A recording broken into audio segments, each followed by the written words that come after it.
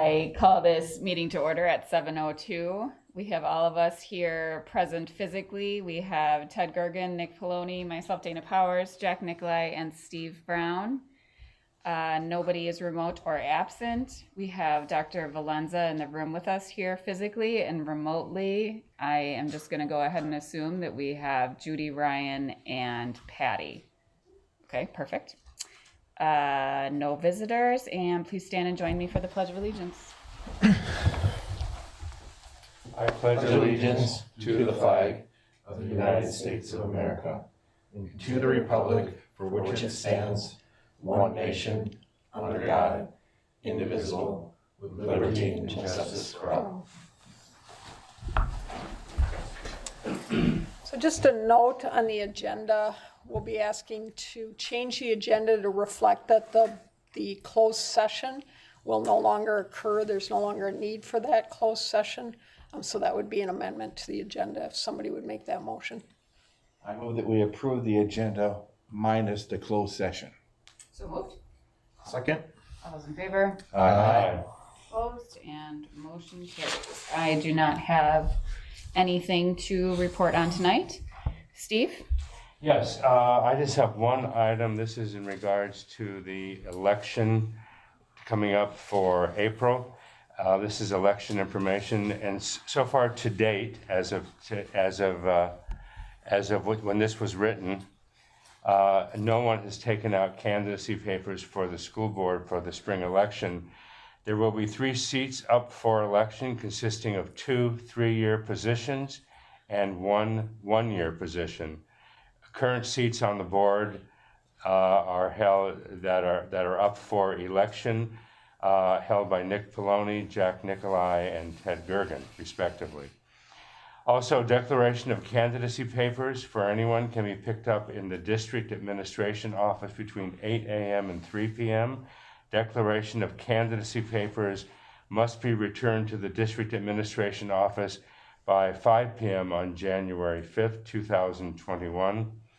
Deadline for incumbents wishing to file notice of non-candidacy is 5 p.m. on December 28th, 2020. And just as a reminder, the election date is April 6th of 2021. And in the event that there is a need for a primary, that would be on a date in February. Thank you. I look forward to that date. Thank you.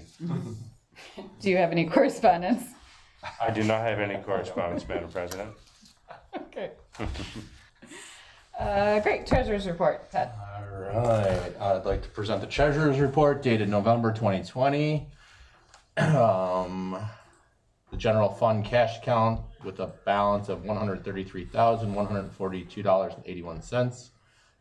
The credit card balance, $7,333.46. EBC Flex and HRA cash account with a balance of $14,227.94.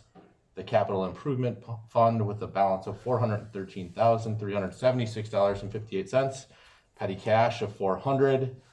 And LGIP with a balance of $199,549.89 for a grand asset total for November 2020 of $768,030.68. Any questions? Oh, no. You can make your motion. No. I move to approve the treasurer's report dated November 2020. So moved. Second. All those in favor? Aye. Opposed, and motion carries. I want to give a little bit of an update. There were a couple questions on last month's accounts payable. One related to a check that was missing. It was between the 2 months. That was a check that was an error check and had been voided. And so that's why that was not there. The other, I think Jack had asked a question about a check or a check number that had 2 separate payments on it. So sometimes what happens if we have a vendor where you have multiple invoices, one check will be written, but it's still noted as separate payments because they are separate payments, 2 separate for separate reasons. So you may have a case, and you'll see probably going forward, where you'll have one check number multiple times, meaning that there were multiple invoices tied to that check number. Yeah, I think if you look like Ace Hardware's or True Values Hardware is one of those, or Yep. like where it, like where we have a reoccurring billing process with a vendor.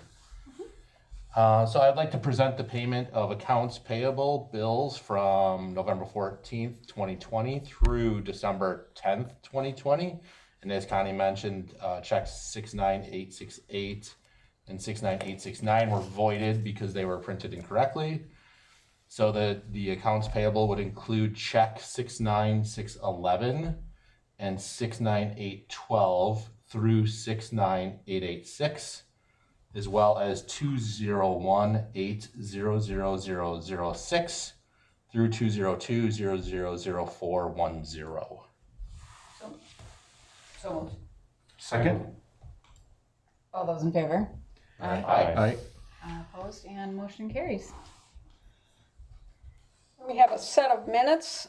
First of all, the minutes of the regular school board meeting from 11/17/2020 as printed and amended. A motion to approve the minutes of the regular school board meeting dated 11/17/2020 as printed and or amended. So moved. Second. All those in favor? Aye. Opposed, and motion carries. Then we have the minutes from the special school board meeting 12/1/2020 as printed and amended. So this isn't hyperlinked. I got it. I feel it. Okay. Yeah, I do too. Yeah, it's Super. there. Just you. Then it's fine. Did you get the revisited one or are you using the older one? That might be why. Is that my Now the problem? revised one is also. Oh, I got it. Well, Okay. Well, we have that's okay. yeah. Go ahead. I motion to approve the minutes of the special school board meeting dated 12/1/2020 as printed and or amended. So moved. Second it. All those in favor? Aye. Opposed, and motion carries. And now would be the time for public comments. I believe we did not receive any. Friendly reminder that those need to be turned in by 4 p.m. the day of board meetings, emailed to Diane. Okay, so the first item on the agenda is an action item on the district face covering or mask mandate. If you recall back in the September board meeting, the board made a decision to extend that mask mandate until the end of December, pending whether the state would make some sort of a change in that. I just wanted to share a couple things with you. You can see under the Harvard model, certainly the numbers have gone way up, but we are kind of edging back down in Kenosha County. You can see also the hospitalized COVID-19 cases definitely edged up in that kind of Thanksgiving window, but now kind of de-escalating a little bit. But to give you a little bit of just kind of where we're at as a school, you can see our numbers of positives have gone up. We have a COVID kind of marker, if you will, or that is on our website that shows kind of where we're at. But we're still well within manageable range. I think we have at this point 5 active cases. If you take a look at our indicator, pretty much initially when we started down this road, Kenosha County had said 3% is kind of that area of your student population where you'd want to look at, for example, a shutdown of your school. 5 students for us would not be anywhere near 3%. It would still be under 1%. But you can see we've had, some additional cases. Not all of these cases have resulted in quarantine. In many cases, the vast majority of cases we have here in Salem School are coming from a family member who has already tested positive. For example, a household member, a parent, a sibling, and more often than not lately, the student has already been home on quarantine because the parent or a family member has tested positive. So it is a little deceiving. The other thing that you can see is that oftentimes if a family member does test positive, it's very often that the rest of the family does. And so some of these can be siblings or other family members that put those numbers up a little higher. So that's kind of where we're at as a school. There is some inconsistency between the state mandate and the ages of students in our 4K, so we're going to ask the board to help us correct that. Because right now, many of our students turn 5 in 4K, and the state mandate addresses 5-year-olds. It does not address 4-year-olds. But obviously, within the classroom setting, having some kids who are required to have the mask and others that are not makes it difficult within that setting. It would be difficult, we've talked about, for board action if the state mandate changes without any kind of notice. So that's why it's helpful to have a district mandate in place to try and kind of not create that automatic where now we got to talk about what we're going to do. The recommendation would be that the state mandate remains in place for the school for both staff and 4K through 8 within the building until the board makes a decision to change. So in other words, let's say that the state were to remove the mandate at the end of January, which I think that would be, is the next time that this present order goes through. Then we would automatically put it on the agenda for that next board meeting for the board to address. But meanwhile, the mask mandate in the school system would stay the same until that next board meeting. My recommendation again would be to expand the state mask mandate to cover 4K regardless of age, and to keep in place for all other staff and students until the board approves a change. So meaning, you know, if the state were to change, there wouldn't be a need immediately to make a decision. It would come up at that next board meeting. So really, this is not, we're going to eliminate this from future discussions until there's change to. Correct. Perfect. And that would be the recommendation. I move to expand the state mask mandate to cover 4K regardless of age and keep in place all other staff and students until board approves the change. So moved. Second. All those in favor? Aye. Opposed, and motion carries. So each year under Act 143, we are required to participate in an emergency/safety drill before January 1. And the board actually has to approve that, both the kind of the reflection on that drill, if you will, and how things went. When the person having direct charge of the school building at which the drill is held shall submit a brief written evaluation. I've given that to you linked into the board meeting. It's a little different in the board. The state did give some discretion on how to handle this because of the COVID pandemic. As you can imagine, there are many schools that are all virtual right now, so holding that actual drill is difficult to do. So we did do ours a little bit differently than we would have normally. We held it kind of in that window from December 8th to 10th so that we were talking with our blended kids and talking with our virtual kids and talking with our kids who were on site. We reviewed and practiced the protocols with students in all learning environments, including the medical who call, the hold, the secure hold, and then of course Alice. We, in our discussions, found a couple areas for future focus. One being to involve the local authorities for additional expertise. Right now is not a great time to do that, but going forward, that would be something that we would want to do. And then one of the topics that came up, especially given this year, is providing information for our substitute staff so that they have all of the protocols and kind of understand what's going on in the building. The recommendation would be to approve the Act 143 for submission as presented. I have a question. The Alice training, that's the classroom self-defense stuff? Yes. Okay. I move to approve the Act 143 Emergency Safety Drill for submission as presented. So moved. Second. All those in favor? Aye. Opposed, and motion carries. And we have an action item for the 2020-21 second semester, and I'm going to call it a tentative calendar. we originally developed a calendar last year that was pre-COVID. Then during the summer of 2020, with our reopening plan, we developed a first semester calendar only because we had no way of really knowing, would we be successful? How long would COVID be impacting us? I think there were a couple of us that actually thought, geez, maybe by second semester, we may not have to deal with all this stuff again. Clearly that did not happen. Second semester was initially set to begin January 21st, which is a Friday. I'm going to be recommending moving that semester change to Monday, January 25th, just to stay kind of in line with our weeks of Monday, Tuesday, Thursday, Friday. We're going to recommend continuing the Wayfaring Wednesdays as being virtual, but as required virtual days. They'll still look a little bit different than a typical day would be, but there will be expectations for participation on those days, either enrichment activities or remediation activities.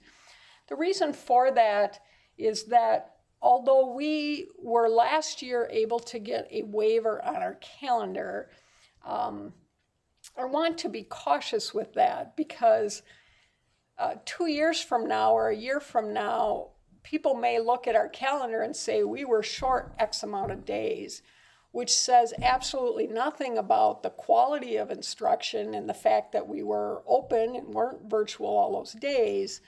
But I do want to be somewhat attentive to being at least close, even though we'll still likely have to get a waiver this year for our calendar. But by including those Wayfaring Wednesdays as actual school days, that would allow us to get closer to that requirement. But like I said, we'll still probably need to apply for a waiver. I recommend that we change. You'll see our in-service days we initially planned that were on Mondays or Fridays have now all been moved to Wednesday. But one I think that people tend to be a little interested in would be that Monday following Easter Sunday. That would be a move into that Wednesday of the week. And then a question about spring break for the board. I think there are a couple options there. One would be to keep spring break as planned. One could be to say, I don't know about spring break. Maybe we don't want people traveling and coming back. And does that open up an opportunity for infection for our students? So there's a couple things you could do there. One being to eliminate spring break and then move up the end of the school year a little bit, or to give us some room if we were to have weather days or things like that. That might be an option, but certainly something that I have not heard anything, for example, from Central that they are doing away with their spring break at this point. You can see I did kind of a mock-up of the calendar again with those Wednesdays continuing, the Wayfaring Wednesdays. The 4th still being that last day for students, June 4th right now. The spring break is still in there, but that could be something the board would decide to change. I do recommend that whatever you do, that you do a motion that is subject to change with changing public health information. So let's say that the vaccine, for example, starts getting a much bigger supply than we're anticipating today. The infection rate goes way down. There could be an opportunity at some point, let's say in April or May, where you may want to bring students back on Wednesdays. I guess I would say whatever we do, the motion, I would approve a tentative second semester calendar subject to change, including or not including based on where the board is at on that spring break, but subject to board change dependent on public health information. I would say definitely keep spring break for many reasons. For people who may have already made plans, so teachers can get a break, and for students to get a break. I still like it at spring break and not an Easter break. Mm-hmm. Easter tends to switch around way too much. Agreed. I know, Yeah. it's tricky. The Wayfaring Wednesdays, will those move to more of a synchronous format then? Or will they No, they'll be still continue being asynchronous and still be somewhat different based on the student needs. So again, looking at enrichment or looking at, as it relates to, and we'll talk a little bit about that when we talk about our planning, our virtual instruction during those regular days of the week may start to become more synchronous. But as far as our Wayfaring Wednesdays, those would be synchronous or asynchronous. Yes. Motion to approve tentative second semester 2020-2021 calendar to include or not include spring breaks. To include No, you have to say it. To include spring break. as. So I put that in there as an option. our choice. A plus. Sorry. However, So I put to include or not include so that the board could kind of talk about I thought you were that. trying to leave it up for interpretation based upon the time period. Yeah. I guess in this case, I was thinking, So if something does change with City Central, because I think it's important to note that we have a lot of students that go here that have older siblings that go to Central, and if one isn't, of course, I see what you're saying. yeah. I think that's the comma there, right, with the public health information. subject, well, Public health information and central. I don't know that they could cancel theirs either. Have they had their December meeting yet? I That would be today. don't know. I think we have to consider the depth of spring break. It's not just the students and the families, it's the teachers too. Yeah, no, I get How it. many teachers are you gonna tell they're not gonna have a spring break this year? I know we're not, we can't tell them that. No. So do you want me to just say to include, or do you want me to say it exactly? Yeah, I think we could, even if central would. We can always change it if I we need can't to, believe too. they would, even if they would. We would only You're change talking it based about on it as a public health tentative. crisis again, right? Yes. That's what the motion says. But yes, we could. Yeah. Okay, well, let's scrap that last motion. I'll redo it. Super. I motion to approve tentative second semester 2020-2021 calendar to include spring break, subject to board change, dependent on public health information as presented. Beautiful. So moved. Second. All those in favor? Aye. Opposed, and motion carries. So FFCRA, that families and coronavirus and all those different leaves that are out there, actually expires then January 1st, 2021. There's certainly a feeling out there that it may be renewed, but it is possible it could come kind of at the last hour before the board meets again. So what I would like the board to consider, knowing that it's set to expire January 1, there's not been a renewal at this time of FFCRA. All funding throughout last year came from the district. There is no funding that comes from the federal government or anything to cover those leaves. The district could discontinue it, they could renew it, or they could set up a grace window until new administration has an opportunity to act.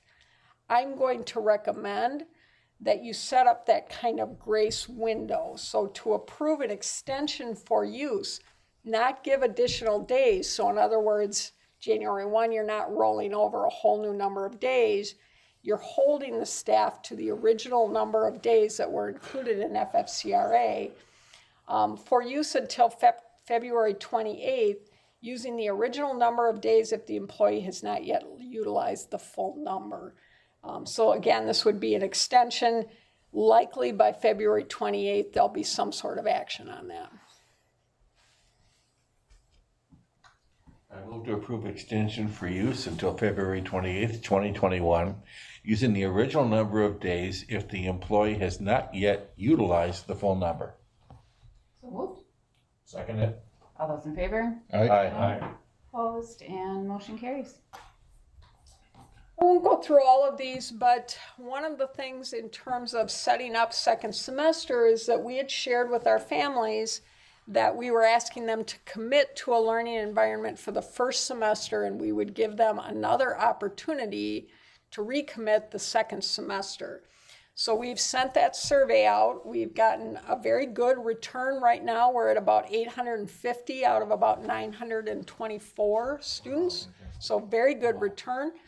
And you can see that we have I would say a good number of people who are looking to change, maybe not as many as I was thinking we might. And I think that it's kind of a testament to really, in some ways, how well we've done. I think that people have the feeling that things are going safely here. I would have been very concerned if you'd seen a large number of people who were in traditional or in blended and now who are opting to go into a virtual setting. But you can see just in our 4K through 5th grade, we had 33 students, and there may be more. We haven't had contact with every student. 33 that are requesting to move from blended to traditional, meaning the 4-day a week from the 2-day. 30 that are requesting to go from virtual to traditional. 12 that are requesting to go from virtual to blended, for a total of 75 students in that PK5 that are looking to request a move. Looking at 6, 7, 8, we have a little more variety there. 2 requesting going from blended to virtual, 15 requesting going from blended to traditional, 4 from virtual to traditional, 4 from virtual to blended, 1 from traditional to blended, and 2 from traditional to virtual. So a little bit different, but again, overall, in looking at all the grade levels, a clear trend from our virtual moving to traditional or our blended moving to traditional. Some in the virtual world coming into blended, feeling like, I'm ready to come back into the school building, but not for 4 days a week. But again, I think good numbers that tell me that our families are very comfortable with their kids being in our school. And, when you're kind of going through some of the trials of classroom quarantines and some of that kind of thing, you start kind of second guessing, but clearly our families are very supportive of students being here at school. Those are good numbers. Awesome. So, Do you know yet about teachers, how that's going to work out? So we're working on that. I think we've got some pretty decent plans in place. Kind of the plan going this next week, we'll be contacting those remaining families to get the final information, starting to look at how that impacts the different classrooms, in getting our teachers' input in terms of how they see that playing out and who's going to be teaching what sections and how that's going to all work. But I feel very comfortable that we'll be able to give everybody plenty of notice for that semester change. And so that's what we'll be doing very rapidly in the next few weeks, is to make sure we've got those classrooms set up and spread around. The one question that we did not ask our parents yet, and that will be coming right after the first of the year, is about transportation. I know that we're going to have many families who are going to want to come back into into being transported. One of the dilemmas that we've seen as a school is when you have a student test positive, especially in the younger grade levels, and they have been in the class during a possible contagious period, you typically end up quarantining that homeroom. And we very strategically set it up to limit those quarantines as much as possible. When a student rides a bus, that is another avenue for quarantine. So sometimes a student will get quarantined because there was a positive in their class. Sometimes a student will get quarantined because there was a positive on the bus. And so although I'm sure many parents and have very legitimate need will be very tempted now to send their children back onto the bus, it definitely will lead to a situation where more kids will be quarantined as we have positive tests. There is no possible way for me to set up social distancing on the bus. It's an enclosed environment that is not as supervised as a classroom, and so that is a risk area that I think as parents make that decision, whether they want their children to use district transportation or not, it's just good information for them to have in making that decision. Connie, what's been the trend at this point with regards to students who are attending either blended or traditional? Has there been a drop at all in those students who are coming in by bus versus parents dropping them off? No, we've been really kind of holding the line on that though. So I definitely believe you'll see an increase in number of parents wanting to use school bus transportation. And we will need to offer that to them if they are eligible for transportation.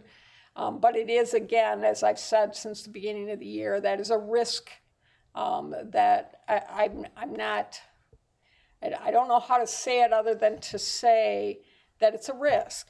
I mean, as a parent, if you have your child ride the bus, you're increasing the risk of the possibility that they will be quarantined during that time, because we do, when we get that information about a positive, we look to those students that are sitting anywhere near that student on the bus and then placing them on quarantine. Yep. Okay. So then just an update on the employee health insurance provider change, not a lot. We did hold another information session on Thursday, December 11th. Overall, I feel like the feedback from our staff has been very good. Appear to be very excited about taking advantage of some of the wellness activities that UHC offers. The open enrollment deadline to receive cards, this would be for new enrollees, is in order to receive your card by January 1st, we need to know that by December 23rd. I believe we will have a few employees that will now take insurance that maybe have not in the past. The actual open enrollment is until December 30th. You just may not get a card if you hold off during that time, but those are some important dates for employees if they want to. So you can see we already have our little ID cards, Salem on the card there, all ready to go. So I think we're in very good shape with the changeover. You know, I guess a big shout out to our business office. They worked really hard to kind of handle the logistics of this.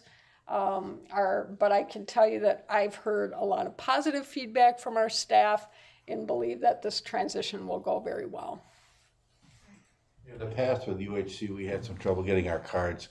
They were more than willing to email you something. Yeah. So you get printed out and actually use it with your doctor. So our administrator reports, they're going to be joining us in person. They're going to be sitting there. They were just kind of participating virtual, but thought that it would be better for them to come in during this time. So starting out with Mr. Ryan Sandberg. Oh, It's a good game show, right? Or baseball. you're door number 3. Nope, just kidding, we get Nope. Judy. We get Judy first. Or no? It's like that body switch thing, the movie. Do you just want to have Judy start? They're both. Oh, Ryan, if you want to. Good evening. Good evening. Hey, Ryan. Good evening.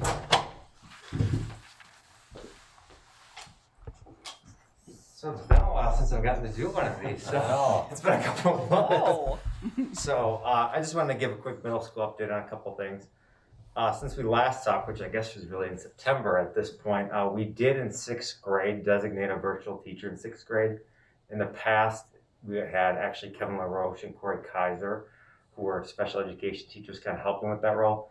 We recognized really soon, though, for students, and the best for students was to be able to have a teacher designated in that role. And with the increase in virtual learning students, we put Sandy Lillyward in that role, and we put in a full-time teacher then in for a long-term sub in the blended role. And so with putting Sandy Lillyward in the virtual role, she's able to meet with students daily and do daily check-ins with them, which wasn't happening initially. Because we have had in 6th grade an increase in the amount of kids who actually ended up going to virtual from the beginning of the year even till now. And kind of the second part of that too, it's also helped with students who have actually been put on quarantine.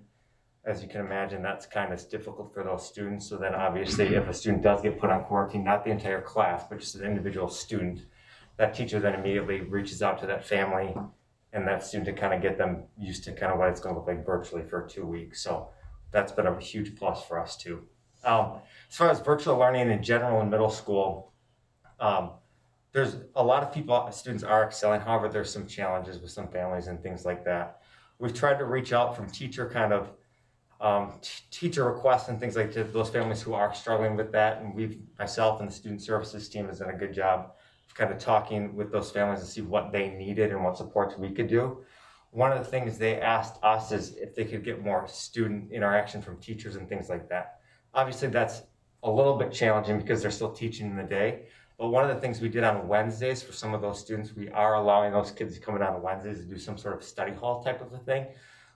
Zach Paul and Lindsay Belts are kind of overseeing that. And we've had typically, it's not open to everyone, it's really open to those students who need a little bit extra support. We've had around 8 to 10 students typically for the last month coming in. They're all spread out probably 15 feet apart on a table. They're in the middle school library, along in the computer lab. And then the teachers are popping in and out to kind of say hi to them, see how they're doing, checking in on them. And parents have really been pretty receptive to that. Some of those students who are struggling to kind of do tests and complete work, it's from 9:30 to 11. We kind of ask the teachers, what do you want us to focus on? What's that one thing you want us to focus on? And we kind of get that done. And parents have been really supportive for that. So that's one of the things we've kind of done with that. Another thing in middle school, we're kind of focused on our RPIC grant a little bit, which has kind of been overseen by Judy. We got that last year.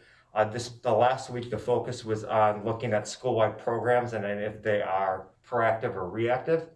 And then kind of throughout the year, then we've kind of developed our calendar on what it's going to look like for the next couple of weeks.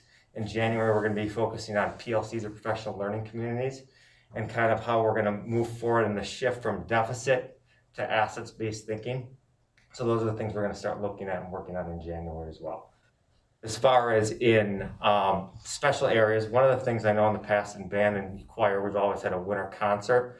Obviously, it will look very different, and we're still looking at talking to Reed with that.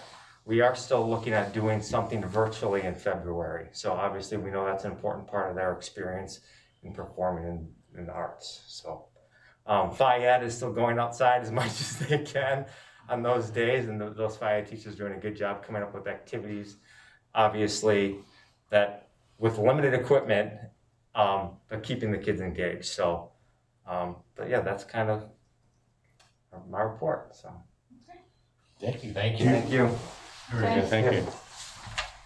Eddie, Quick, concise. Love it.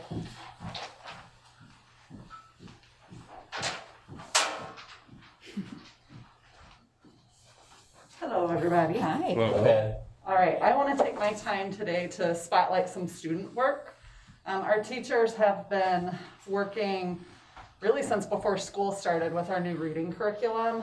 It's called ARC Adventures, and it integrates reading and writing, and then also at times science and social studies. So what you're seeing on the screen right now is a piece of work from 3rd grade from Ada McDougall. So one of the things that ARC does is use mentor texts to teach students what good writing looks like. So during their reading time, they read a chapter book, a Magic Treehouse book together, analyzed that text, and then used it to help write their own stories. So what you see here is the table of contents. So they learned about the construction of a book and then made their own book. And you're seeing just an outtake of that chapter. And then you'll also see in a couple more slides, can you go one more? Thank you. Those are 2 more pieces of work from Cooper Orwig and Izzy Culler, also using that mentor text of Magic Treehouse to write their own stories. You can see this one has at least 3 chapters, so they did a lot of writing as 3rd graders, writing their own books, and they were quite proud of that work. And because of the integration of reading and writing, they're really getting, you become a better reader as you become a writer, and vice versa. So they're getting that connection. And then this slide shows some kindergarten writing. So right now our kindergartners are researching mammals. And yesterday they were learning about carnivores and herbivores. And then they did a piece of writing that talked about what their animal was. They had to name a feature of that animal and then what they ate. So you can see from Nora, Peter, and Elizabeth that they definitely learned what they needed to learn in their research. And they did this research. They had books that they were able to look through, read what they could read, use pictures to gather information, and then they wrote the facts that they learned.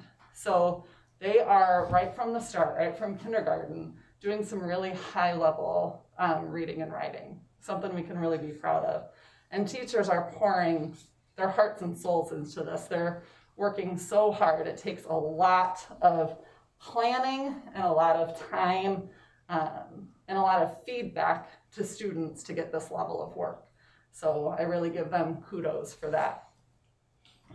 And then the other thing I wanted to mention is I've gotten several emails and notes recently from parents thanking us for being open, thanking us for giving them choices. And it is really meaningful to the community that we're able to provide that. So I want to thank you for your role in that, and Connie and the whole team, because it's really, really important that we're doing this. It's that families who don't have that choice feel locked in, and it's a hard enough time. So I just wanted to pass that on. I've been getting those messages, and I wanted to share that with you. So thank you. Thank you. Thank you. All right, appreciate it.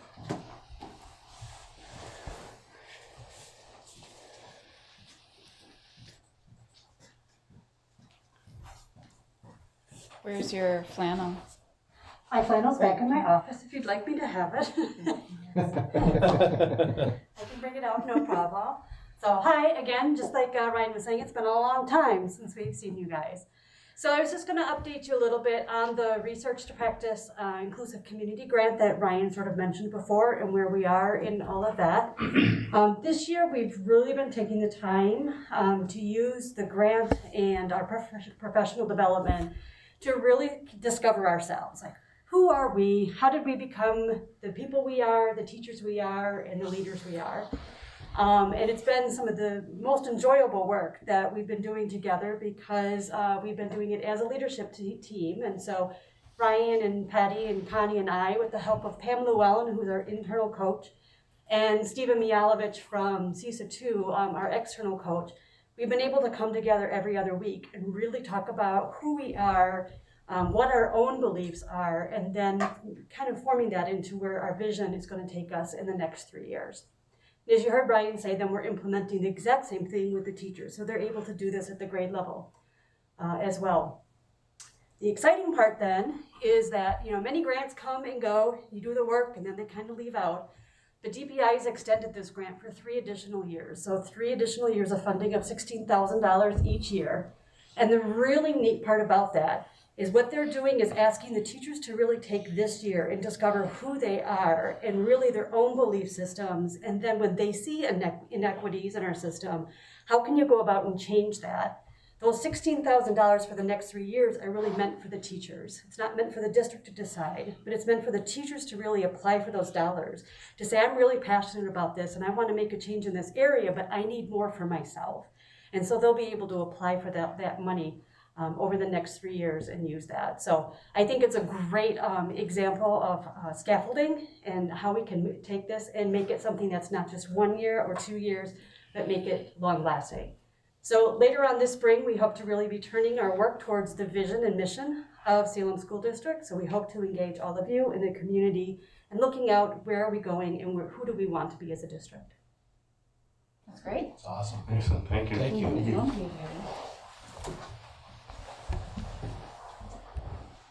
Committee reports, the only one I have is the minutes from the Personnel Committee meeting on 12/1. They're pretty bare minutes because we talked a little bit about negotiation strategy.